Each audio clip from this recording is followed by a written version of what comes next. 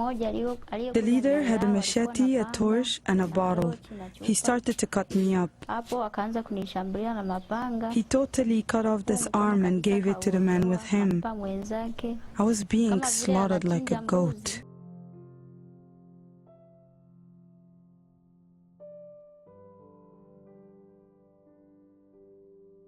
Every child is born into the world cradled by a promise that their life matters, deserving protection and freedom from fear.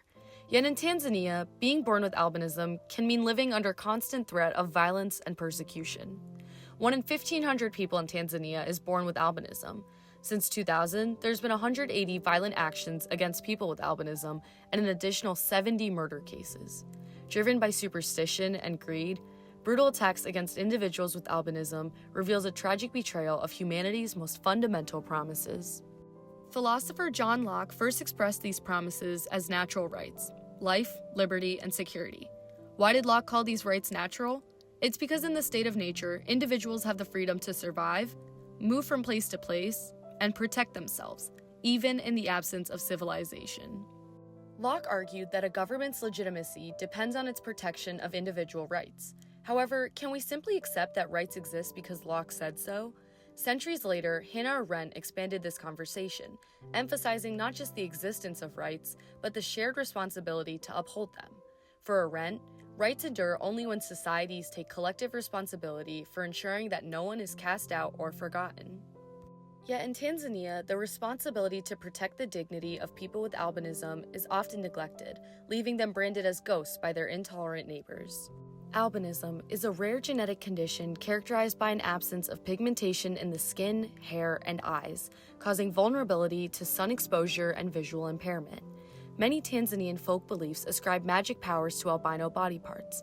Thus, tragically, a sinister black market thrives, where the limbs and organs can fetch thousands of dollars, placing children at constant risk of violence and betrayal. Yes, we mix with albino parts. But these things from albinos, you should know that finding albino parts is very difficult. This is a story of persecution and resilience spanning centuries from pre-colonial days to modernity. Ultimately, rights are meaningless without upholding corresponding responsibilities. Unless governments and communities in Tanzania explicitly and consistently assume their responsibility to dismantle extreme superstition, enforce protective laws, and educate the public, the fundamental rights of people with albinism will continue to be tragically violated. Tanzanian society blends animistic traditions with Christianity and Islam, introduced by missionaries and traders. Islam arrived around 1000 BC via Arab traders, while Portuguese missionaries began evangelizing in 1499.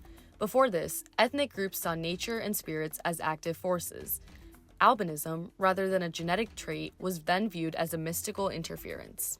In Tanzanian culture, deep-seated beliefs dating back centuries portray people with albinism as zeru, ghostly or supernatural beings existing between life and the spirit world. For example, among the Sakuma people near Lake Victoria, albino individuals historically symbolized both blessings and curses. For their part, the Maasai and Chaga tribes often linked albino individuals to ancestral spirits or supernatural phenomena. In Maasai tradition, people with albinism were sometimes even viewed as omens of significant future events. Witch doctors, known locally as traditional healers or waganga, have historically reinforced these beliefs by ascribing magical powers to the body parts of albino individuals, propagating the dangerous superstition that potions and charms derived from these parts could bring wealth, luck, or protection. Admittedly, colonial interference disrupted these spiritual traditions for a time. German and British colonizers criminalized indigenous practices, branding them as primitive witchcraft, forcing many beliefs underground. Yet rather than eradicating superstition, colonial rule inadvertently intensified fear and secrecy, causing dangerous myths to evolve unchecked beneath the surface. British colonizers implemented the Witchcraft Ordinance of 1928, criminalizing any action relating to witchcraft, including religious practices that may have been associated. Although some indigenous customs, such as ritual sacrifice and harmful accusations of witchcraft, legitimately required reform, the colonial persecution indiscriminately targeted all aspects of traditional spirituality. This blanket repression undermined cultural identity and prevented a genuine dialogue that might have distinguished harmful practices from beneficial spiritual and social traditions, a clear violation of these indigenous groups' right to practice. By the late 1990s, poverty and desperation twisted these ancient fears into something sinister and profitable. Witch doctors claimed that albino body parts contain magical powers capable of bringing instant wealth, political power, or luck in fishing and mining. Body parts commanded exorbitant prices, a single limb selling for as much as $15,000 and entire organs upwards of $75,000. Children became commodities in a grim economy of superstition and exploitation. Wakamuona mtu huyu mtoto wetu kwamba yuko maeneo fulani au watu wanapita kwenye usafiri, wanaweza wakatuamkia nani safari ya kuja These kind of testimonies are devastatingly instructive. Rights disappear the moment communities withdraw their responsibility to protect them. Between 2000 and 2015, more than 80 attacks were documented, most committed by neighbors, relatives, or community members, individuals responsible for safeguarding rights, yet tragically becoming complicit in their violation. Miriam Stafford Bandaba's neighbor brutally attacked her, severing both hands. Alikuwa ameshikilia panga na yeye ndiye aliyekata, akakata akawapa wenzie mkono. Nilipofika zahanati sikuweza kupata msaada kwa sababu kwanza daktari mwenyewe aliniona akakimbia. Aliogopa hata kunisogelea. Initially, Tanzania's government responded by establishing guarded shelters, isolating endangered children to protect their lives. But these measures came at significant emotional cost. As survivors recount, isolation felt like punishment, amplifying the trauma rather than healing it. The significance of this story goes even beyond Tanzania. It symbolizes the difficulty of weighing subjective religious views that should be protected with preserving objective human rights that also demand preservation across all cultures. This tension was exacerbated by colonialism and still haunts attempts to stamp out the oppression of people with albinism even today. Protecting human rights demands not only safety from physical harm, but emotional, social, and psychological well-being. The Tanzanian government's recent efforts demonstrate a clearer understanding of this multifaceted responsibility. Stronger laws have emerged, including harsh penalties for attackers and stricter regulation of witch doctors. Further, there has been 3 United Nations resolutions with the OHCHR tackling the problem of human right disruptions for albinos with witchcraft accusations.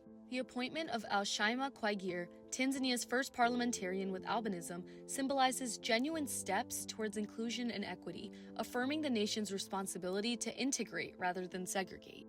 Yet meaningful change must also be culturally sensitive and grassroots driven. Tanzanian activists like Josephat Turner courageously educated communities. Before his tragic death, Josephat, himself a survivor, traveled village to village engaging with witch doctors, dispelling misinformation by explaining the genetic reality of albinism without neo-colonial reconversion of their right to practice their religion. The taboos, which is within the community, we needed to break the silence. Grassroots organizations such as Under the Same Sun and Standing Voice reinforce these efforts through sustained community dialogues.